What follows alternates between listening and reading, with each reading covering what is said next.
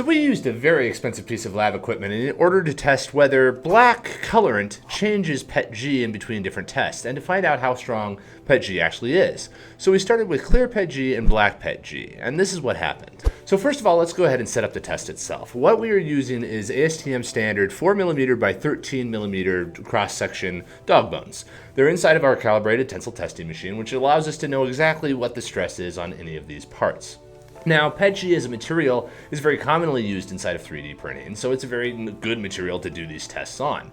Colorants themselves can affect how a material behaves. Black itself is generally based off of carbon colorants, and those carbon colorants can actually potentially improve the strength and the adhesion of the part because carbon materials allow more heat transfer within the material itself, rather than a pure virgin material, which is what the clear is. Since we are experimenting with 3D printing, all of these dog bone samples were printed perfectly vertically. That is because the only real region that is different in a 3D printed part is the cross-sectional area where the layer lines are going across, the layer adhesion itself within these materials.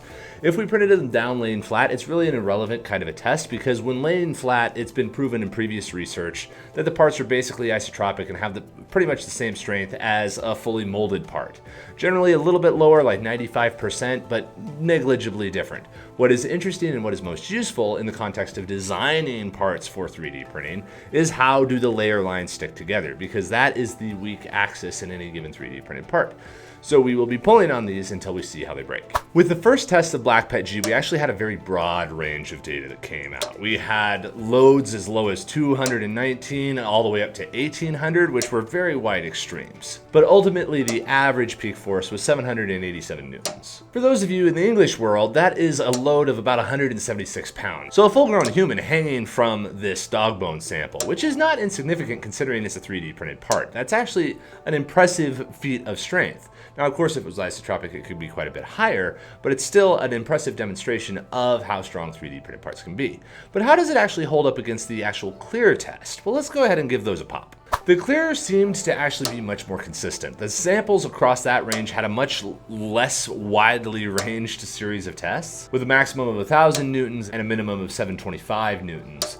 So this is not a big spread, and given the variability inside of 3D printed parts, that seems to be normal. If you check all of our other videos, a spread of about 200 newtons across samples is pretty typical. But the clear virgin PETG did turn out to have an average strength or average force greater than the actual black PETG samples of 857 newtons. Being the average overall. Ultimately, the mean tensile stress for the black ended up being 15 megapascals, and the mean tensile stress for the clear ended up being 16.4 megapascals. Not a giant difference in that respect, but still significant enough to warrant at least more research, and we'll show more of this into the future. But it's very clear that the colorant did contaminate the part, not necessarily improve the part. PETG is a material that can be very finicky. If you increase cooling inconsistently, then you can radically reduce the inner layer adhesion. Obviously, we had the fans turned off for all of these using the standard PETG settings. Not fully off, but a little bit cooled down. To make sure that the layers adhered as much as possible. If we turned it off entirely, we could probably jack up the actual strength of this material more. This was an interesting piece of data though, because when you compare this actual test result to what you would typically expect from the material properties of PETG, PETG generally has a tensile strength of about 50 megapascals or so. So we went down to basically 30% of the actual strength of traditional PETG, which is not uncommon for a 3D printed part. While it was an impressive test of like a 200-pound man can hang from this bar, which is reasonably impressive, in the context of how strong this material can actually be when fully isotropic, it is quite a bit weaker. But you can compensate for this. There are all kinds of methodologies of changing the design in order to do this.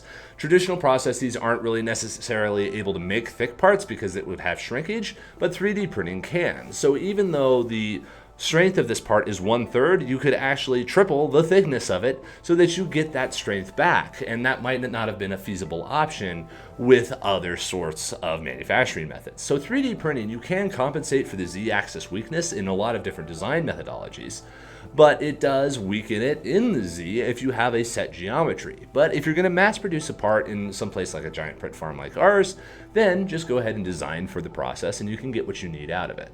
But for the purposes of this video, it's clear that colorants don't really help PETG get any stronger, and PETG when printed needs to be very carefully presented. Otherwise, if you have too much cooling, you can weaken it down a bunch, and you end up losing about a third of the strength of the actual raw material once it has been printed. So make sure you're engineering around that. Have a great day, everybody.